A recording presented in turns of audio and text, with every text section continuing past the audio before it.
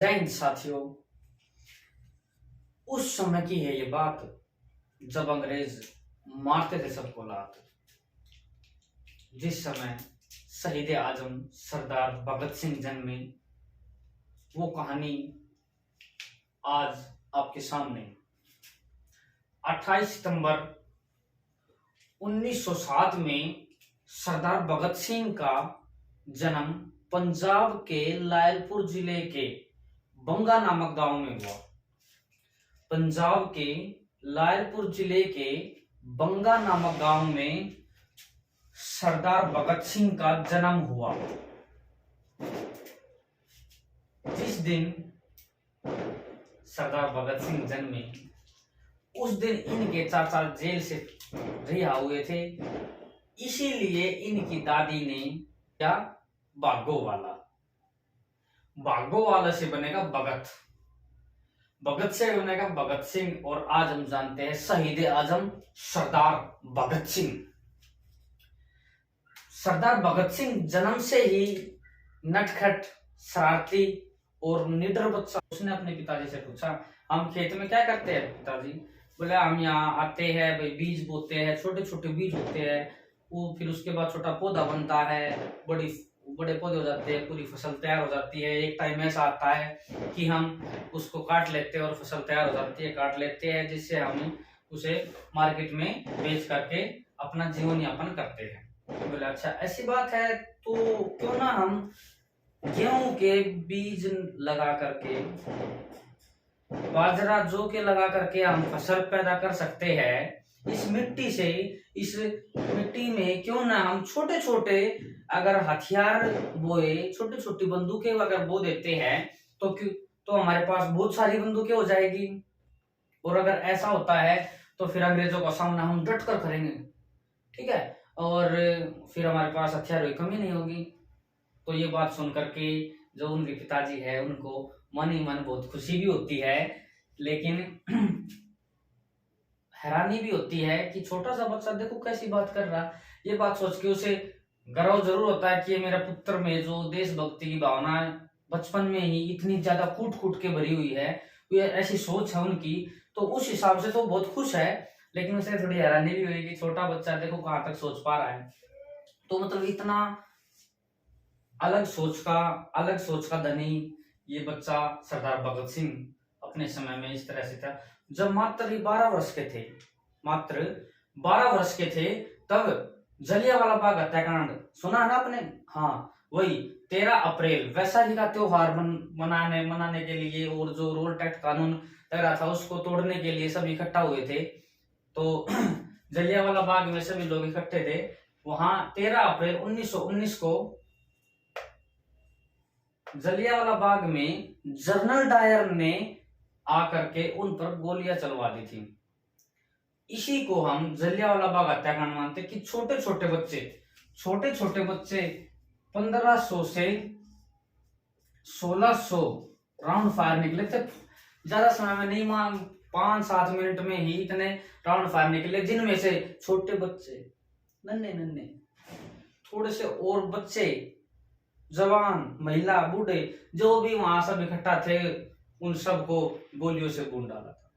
जब जब हम इस घटना को याद करते हैं, जब जब हमारे रोंगटे खड़े होते हैं, क्योंकि वो ये जलियांवाला बाग हत्याकांड कभी ना भूलने वाला एक ऐसा दर्दनाक ये कहानी, जो कायर ही कहेंगे हम तो उन्हें। जनरल डायर ने जो कायरता दिखाई थी, तो भाई ये जलियांवाला बाग हत्याकांड हुआ, तो इसके बारे में जैसे ही बात देश में फैली, आज की तरह व्हाट्सएप फेसबुक तो थे नहीं, फोन भी नहीं था सभी के पास कि भाई फोन किया ऐसे ऐसे यहाँ हादसा ये हो गया, यहाँ ये ऐसे गोली चल गई, नहीं, बहुत धीरे धीरे पता लगती थी कि भाई आज तो कोई बात है, भाई फैला दो, भाई पहुंच गई, सभी के पास पहुंच जाती है। कुछ ही पलों में, कुछ सेकंड मिनटों में ही एक खबर देश के कोने कोने में पहुंच जाती है। लेकिन उस समय एकदम से पता नहीं लगता था, लेकिन जैसे ही पता लगा कि हाँ ऐसे ऐसे बहुत खून खराबा, बहुत बुरी हालत अंग्रेजों ने की है, तो ये मतलब 20 किलोमीटर से दूर चल करके पैदल आया, और आकर जब इन्होंने देखा जो वहां पे जो इतनी बुरी हालत है हमारे देश के छोटे छोटे बच्चों के साथ, उन्होंने दरिद्रता की जो उन्होंने मतलब किसी को नहीं देखा, सभी के सामने गोलियां गोलियां गोलियां, सबको भूल डाला। वहां एक शहीद कुएं के नाम से एक कुआं है, जिसमें लोग भाग भाग करके अंग्रेजों की गोलियों से बचने के लिए लोग उसमें कूद रहे थे ताकि अंग्रेजों से बच जाए, लेकिन उसमें कूदने से भी लोगों की जान जा रही थी। ये बात मैं बता दूं आपको, वो कुआं आज भी जो दूसरे देशों से भी लोग देखने आते हैं, शहीद कुएं के नाम से है वो, जलियांवाला बाग। तो भाई इसमें ये देखा इन्होंने, यहाँ से क्रांति जो थी वो बिल्कुल दिल से पैदा हो गई थी कि भाई नहीं, अब मैं कहीं नहीं रुकने वाला, अब हम रुकेंगे तो वहीं रुकेंगे, अंग्रेजों को भगा भगा करके मारेंगे और उसके बाद हमारा इस देश में जीने का कोई अस्तित्व है, कोई महत्व है, नहीं तो हम फेल। तो उस दिन जो ये जलियांवाला बाग में जो वो खून देखा उन्होंने, वो मिट्टी देखी, उससे क्या होगा, इसके अंदर वो एक क्रांति पैदा होती है। यहीं से इन्होंने भारत माता की कसम खाते हुए आगे बढ़ता है सरदार भगत सिंह। 1 अगस्त 1920 में ऐसे एक आंदोलन चलाते हैं महात्मा गांधी। तो ये वो तारीख है जिसमें महात्मा गांधी ने ऐसे एक आंदोलन शुरू किया था, और 1 अगस्त 1920 को ही हमारे देश में गरम दल था, एक नरम दल था। गरम दल के जो दिग्गज नेता थे वो लाल बाल पाल, तो जिसमें लाला लाजपत राय, बाल गंगाधर तिलक, पाल, विपिन चंद्र पाल, ठीक है। तो भाई ये इनमें से जो बाल गंगाधर तिलक थे उनकी मृत्यु हो जाती है 1 अगस्त 1920 को। ये भी बात हमें ध्यान रखते हुए आगे चलना है। तो जैसे ही असहयोग मतलब सहयोग न देना, अंग्रेजों का सहयोग नहीं देना, इस आंदोलन का मुख्य उद्देश्य यही था। तो महात्मा गांधी ने कहा भाई जितने भी कर्मचारी हैं, सभी कर्मचारी जो फैक्ट्रियों में काम करते हैं, काम करना छोड़ दो, उनका सहयोग छोड़ दो। जितने भी गवर्नमेंट एम्प्लॉय है, सरकार अंग्रेजों की थी, तो सरकारी नौकर जो थे वो अंग्रेजों के नौकर होते थे, तो वो सरकारी नौकरी को छोड़ दो। अब जो स्कूल कॉलेज में जो बच्चे पढ़ रहे हैं वो स्कूल कॉलेज जाना छोड़ दो, ठीक है। सभी ने कुल मिलाकर के ये महात्मा गांधी इस आंदोलन के तहत कहना चाह रहा था कि सभी अंग्रेजों का साथ छोड़ दो, उनका असहयोग करो, सहयोग बिल्कुल भी नहीं करना है। तो इस बीच जब मात्र 12 और 14 वर्ष के थे सरदार भगत सिंह ने अपना स्कूल छोड़ दिया महात्मा गांधी के कहने से। और तो महात्मा गांधी और रविंद्रनाथ टैगोर और ऐसे हमारे जो दिग्गज लीडर रहे थे उस समय, उन्होंने इनको पढ़ाया और शिक्षा दी। देश को आजाद कराने का एक जुनून पैदा हो गया सब में, छोटे छोटे बच्चों में भी एक आस्था बनती थी कि भाई अब तो हमारा देश आजाद होगा। यहाँ से महात्मा गांधी की बहुत इज्जत करते थे, उनके फैन हो गए थे बहुत बड़े। एक टाइम ऐसा आता है 5 फरवरी 1922 चोरा चोरी या चोरी चोरा जगह है वहां पे यूपी में, यूपी के गोरखपुर जिले में चोरा चोरी की घटना हो जाती है। वो कैसे होती है देखो, जब ये आंदोलन चल रहा था इसमें क्या था, विदेशी वस्तुओं का बहिष्कार करना था, यानी कि विदेशी वस्तुओं का बहिष्कार, जो उन्हें बेच रहा है उन्हें बंद कराना है, और जो उनका साथ दे रहा है उनको भी रोक लगा देनी है। तो कोई दुकान बंद करा रहा था, कोई किसी को मतलब विदेशी वस्तुओं को बहिष्कार करते हो, किसी को मतलब सामान को जला रहे थे विदेशी वस्तुओं को। तो इस तरीके से 2 घर से निकले, 2 से 4 हो गए, 4 से 8 से 10, 16, 20, 25, 24, 62, ऐसे वो 2 से बढ़ते बढ़ते बहुत ज्यादा भारी संख्या में एक भीड़ का रूप धारण कर लेते हैं। और यूं करते करते आगे बढ़ते हैं, और आगे क्या होता है भाई, आगे चोरा चोरी जो जगह है वहां पे उनका जो थाने की ओर उनका मुख हो जाता है। तो जो सिपाही है उन्होंने क्या किया कि अगर ये ऐसे ही रहा तो ठीक नहीं रहेगा। उन्होंने हवाई फायर किए, और हवाई फायर में 2 लोगों को गोली लग जाती है। जब 2 लोगों को गोली लगी तो जो पब्लिक थी, जो भीड़ थी ना, वो एकदम से भड़क जाती है। वो फिर क्या होता है, 2 कहीं जाते हैं। देखो कोई कहीं जाता है, बोला गांव में, कोई इस गांव में गया, कोई उस गांव में गया, कोई उस गांव में गया। बोला, जाके बोला ताऊ ताऊ, बोला क्या? बोला मिट्टी का तेल है। बोला क्या करेगा? बोला एक बोतल मिट्टी का तेल चाहिए। बोला क्या करेगा? बोला मैं अंग्रेजों को फूकना है। बोला बेटा अंग्रेजों को फूकना है ना तो एक बोतल से काम नहीं चलेगा बेटा, 2 बोतल ले जा, लेकिन अंग्रेजों को फूक दो। तो दो उधर से आए, दो उधर से आई। ये एक आक्रोश, जो अंदर की भावनाएं थी ना, वो सब क्यों मुड़ मुड़ के बाहर निकल रही थी। दो इधर से, दो इधर से, ऐसे बहुत सारे बोतलें इकट्ठा हो गई मिट्टी के तेल की, और इसको चारों तरफ से घेर करके उनको चारों तरफ से डाल दिया उनमें मिट्टी तेल, और क्या हो गया, उनको जला दिया गया। क्योंकि वो अगर बाहर निकलते तो बाहर वैसे मारे जाते। वहां पे 21 सिपाही मारे गए थे, एक अधिकारी शहीद थे। ठीक है, ये थी कोई चोरा चोरी घटना।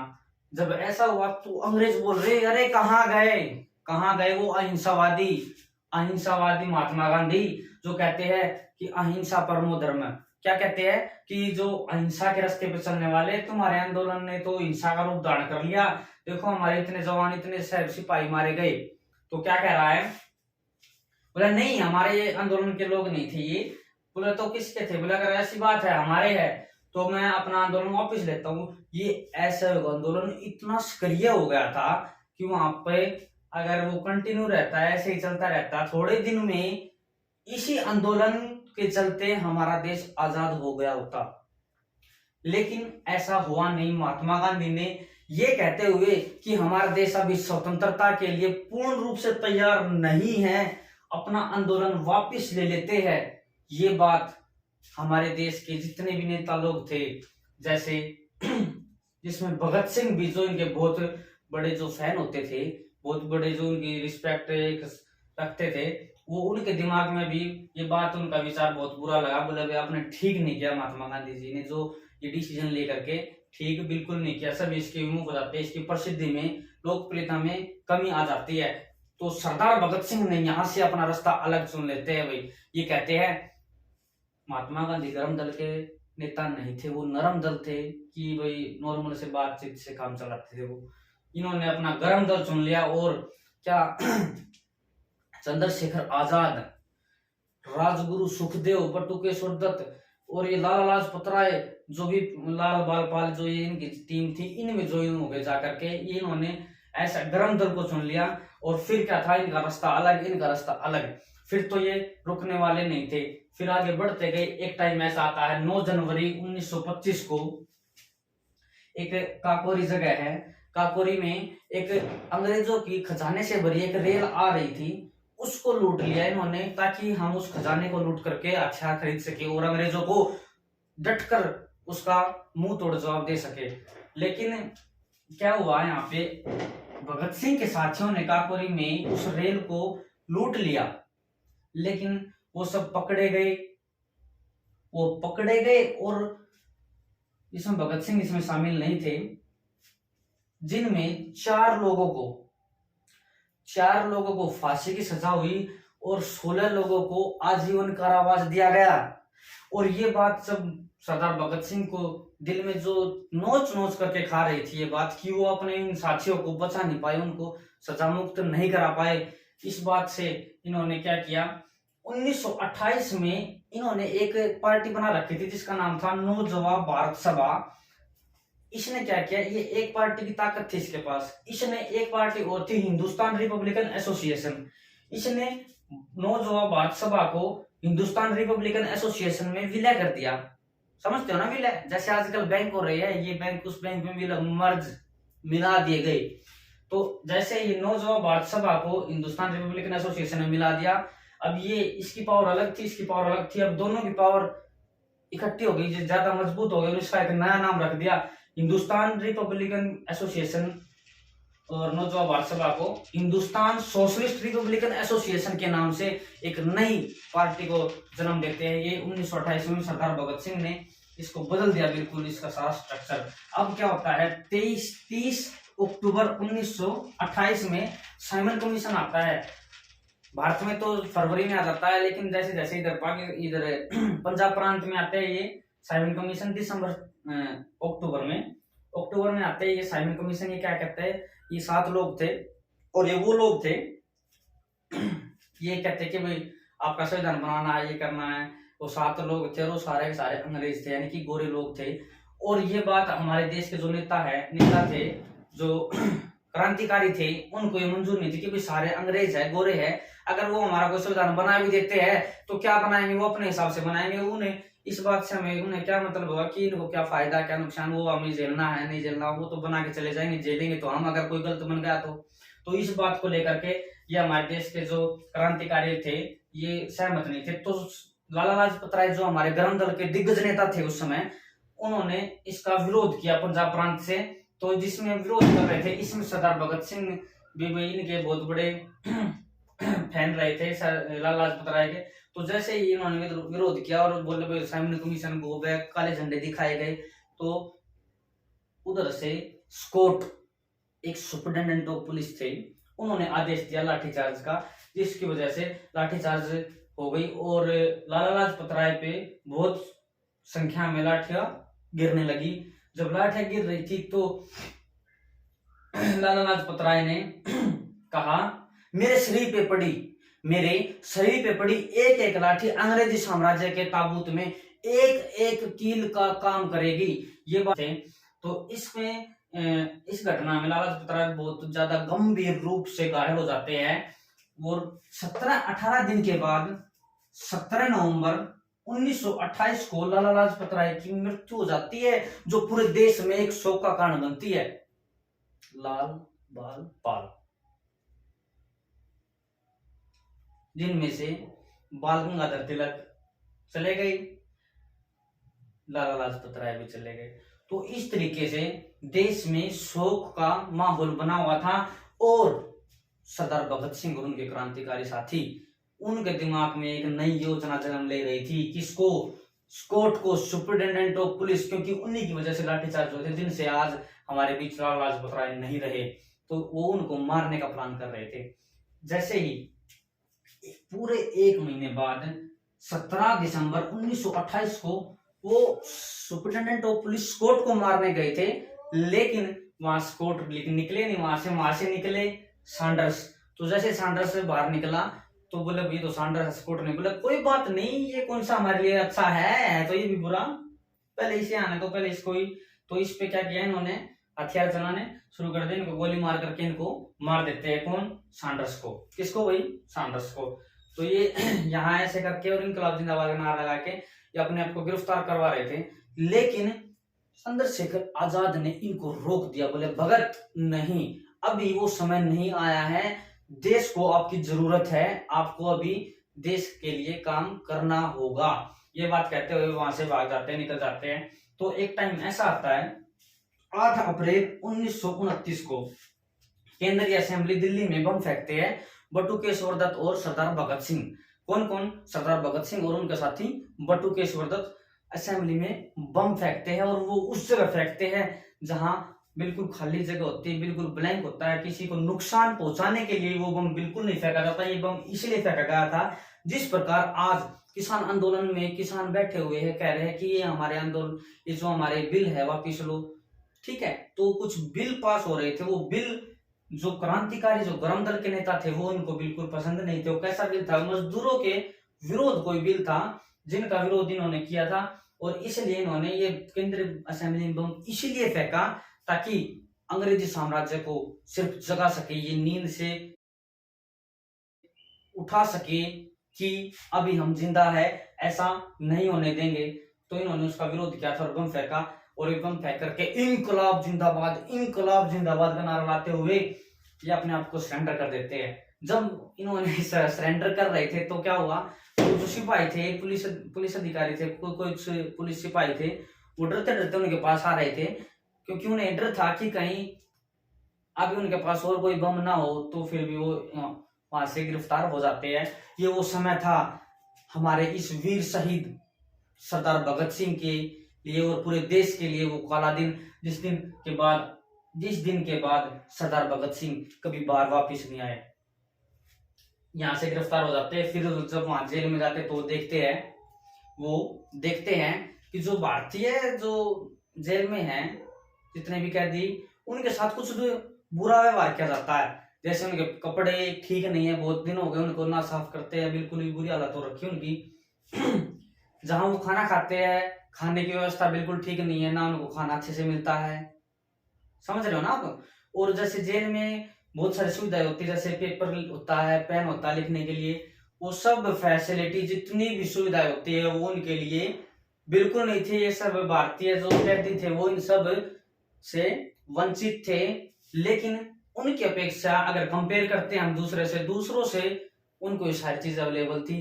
तो इसलिए सरदार भगत सिंह ने जून में, अप्रैल में गए थे, ये जून 1929 में भूख हड़ताल पर बैठ गए।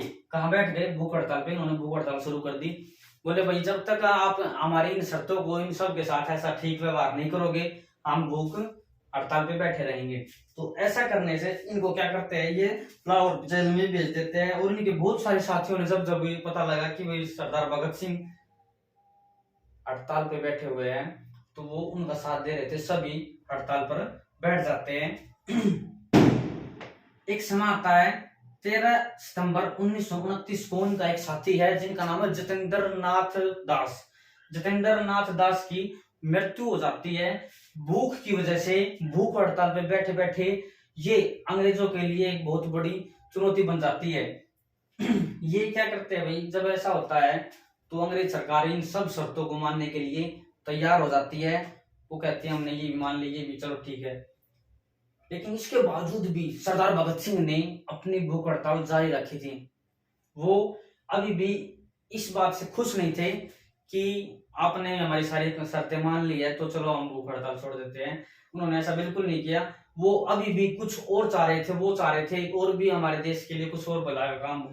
लेकिन उन्होंने अपने बीच से अपने साथी जितेंद्र नाथ दास को खो दिया था।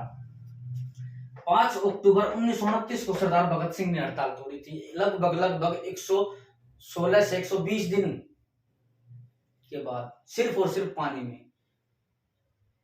उनके साथ इतना बुरा व्यवहार किया जाता था, कहते एक पता नहीं किस मिट्टी के बने हैं ये ऐसे जबरदस्त क्रांतिकारी जो हमारे सरदार भगत सिंह और उनके साथी रहे हैं। ऐसे क्रांतिकारी सदियों में पैदा होते हैं और इन्होंने ऐसा कर दिखा है इतने छोटे से समय में, अपने आप को इतना महान, अपना कार्य करके अपने नाम को इतना महान बना दिया है कि भाई आज मैं भी पढ़ रहा हूँ, आप भी पढ़ रहे हैं। और ऐसे शहीद को, ऐसे भगत को सैल्यूट है।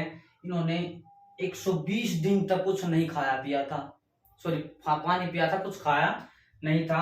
जब तक अंग्रेजों को पता लगा कि ऐसे तो ऐसे सबकी मृत्यु होती चलेगी तो ऐसे काम चलेगा नहीं, तो वो क्या कर रहे हैं, वो इनको कुछ पानी में दूध मिला दिया, कुछ ऐसे प्रोटीन की चीज डाल देते थे ताकि इनका जो हड़ताल है ये भंग हो जाए, इनकी हड़ताल भंग हो जाए, इनकी हड़ताल टूट जाए। लेकिन जब जब इनको पता लगा कि ऐसी बात है तो इन्होंने पानी पीने से भी मना कर दिया। ये पानी तक नहीं पीते थे। जब उन्होंने ऐसा करना स्टार्ट किया, दूध मिला देते थे पानी में उनके मटके में, तो वो पानी भी नहीं पीते थे। ये एक ऐसी दशा हो गई थी कि देखते हैं और सुनते हैं ना तो सच में रोंगटे खड़े होते हैं और मतलब जज्बात भर आते हैं अंदर से। कहते हैं भाई वो समय, वो हालात ना हम झेल सकते हैं ना हम देख सकते हैं। वो उन्होंने झेले भी है, देखे भी है और उन गोरों को, उन अंग्रेजों को मुंह तोड़ जवाब भी दिया है। ये वो क्रांतिकारी रहे हैं। 26 अगस्त 1930 इनको अपराधी घोषित कर दिया जाता है। बहुत सारी धाराएं लग गई इन पे कि भाई पहले तीनों गिरफ्तार, ये सैंडर तो असेंबली में हुए थे लेकिन इन्होंने सैंडर्स को भी मार रखा था, तो बहुत सारी इधर उधर की बातें इनको पता लगती है तो इनको भाई क्या कर देते हैं, अपराधी घोषित कर देते हैं। और एक समय आता 7 अगस्त 1930 को इनको सजा सुनाई जाती है। अपराधी तो घोषित कर दिए लेकिन कि अपराधी है, क्योंकि पहले ऐसे बगैर अपराधी जो नहीं थे उनको भी गिरफ्तार कर लेते थे और जेल में डाल देते थे। ये सजा सुना दी कि भाई आपकी ये सजा, कौन सी सजा, उनकी सजा थी फांसी की सजा। ये तारीख सुना दी भाई इसको 7 अगस्त 1930 को फांसी की सजा सुना देते हैं कि भाई 24 मार्च 1931 को आपको फांसी की सजा होनी है। ये बात पूरे देश में फैल जाती है, ये बात पूरे देश में फैल जाती है। और 23 मार्च 1931, जबकि मैंने थोड़ी देर पहले बोला था 24 मार्च 1931, वो देश के क्रांतिकारी आंदोलनकारियों से डर जाते हैं। अंग्रेज आंदोलनकारियों से डर जाते हैं कि कहीं कोई आंदोलन भड़क ना जाए, कि कहीं कल को फांसी होने से रोक दे। तो इन्होंने सरदार भगत सिंह, सुखदेव, राजगुरु, इन तीनों साथियों को फांसी की सजा होनी थी और इनको एक दिन पहले सुबह होनी थी 24 तारीख को, जो कि एक दिन पहले शाम को 7:15 के पास लगभग इनको फांसी दे दी जाती है। फांसी देने के बाद जब फांसी दी गई तो इनसे अंतिम इच्छा पूछी गई तो बताया गया कि भी हमारे हाथ खोल दो। तो जब इन्होंने हाथ खोल ले और ये अपने साथियों से मिले, इंकलाब जिंदाबाद के नारे के साथ इन्होंने ये मतलब आपस में मिलते हैं। और फिर क्या होता है, ये अपने खुशी से बिल्कुल स्माइली फेस से उस मौत को, उस कफन को चूम लेते हैं। और इनके ऐसे हौसले और दमदार जो दिलेर शेर ये सरदार भगत सिंह, सुखदेव और राजगुरु को देख करके जो जल्लाद होता है, जल्लाद का नाम ही जल्लाद होता, आप समझने की कोशिश करें। जल्लाद, अरे वो तो जल्लाद है। उस जल्लाद ने भी जब ये सब देखा, उनकी बहादुरी देखी, उनकी बहादुरी को देख करके, उनकी देशभक्ति को देख करके वो उनकी आंखों में भी आंसू आ गए थे। वो ऐसे शहीद, ऐसे भगत, ऐसे सुखदेव, ऐसे चंद्रशेखर आजाद, ऐसे राजगुरु, ऐसे क्रांतिकारी लोग जिन्हें आज हम भूल बैठे हैं, जिन्हें आज हम जानते भी नहीं, जिनकी ना जन्म जयंती को पता होता हमें, ना हमें, और हम इन बातों को भूल रहे हैं। और ये वो शहीद हैं जिनके जो हमारे दिलों में बसे हुए हैं, लेकिन सरकार ने उन्हें रिटर्न में कोई ऐसा शहीद का दर्जा नहीं दिया है। उनके परिवार जो आज भी है उनका कोई इतना असली महत्व बिल्कुल नहीं है, क्योंकि गवर्नमेंट ने उनका जो साथ दिया नहीं है। लेकिन ये हमारे दिलों में बसते और अमर है, ये मरे नहीं है, ये अमर है और सदा अमर रहेंगे। ठीक है, तो यहां तक भी अंग्रेजों ने शासन लिया नहीं। अब वो फिर डर गए, मरने के बाद भी बोले भाई यहां तक हम सब सुनते भी आए, पढ़ते भी आए हैं, लेकिन अब आगे होता है क्या, इनको लगा कि अगर सुबह तक वेट किया तो आंदोलनकारी बुरी हालत करेंगे। इन्होंने डर के मारे इनके छोटे छोटे टुकड़े कुल्हाड़ी से कर करके बोरे में डाल के पीछे की दीवार को तोड़ करके इनको पीछे की दीवार से, पीछे के रास्ते से ले जाया गया और सतलुज नदी के किनारे पे इनको जला दिया गया। और जब आग जली, रात का समय हो गया था, आग जली तो गांव के लोगों ने जब आग को देखा तो वो भागे भागे आए। तो जैसे ही इनको लोगों को दिखाते हुए इन्होंने उसके एक एक टुकड़े को कहीं कहीं फेंक दिया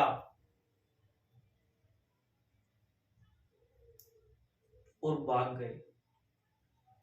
जब वो गांव के लोग आए तब उन्होंने उनके सतलुज नदी से एक एक टुकड़ा उठा उठा करके उनका पारंपरिक तरीके से उनके एक एक अंग को उठा करके उनका अंतिम संस्कार किया गया।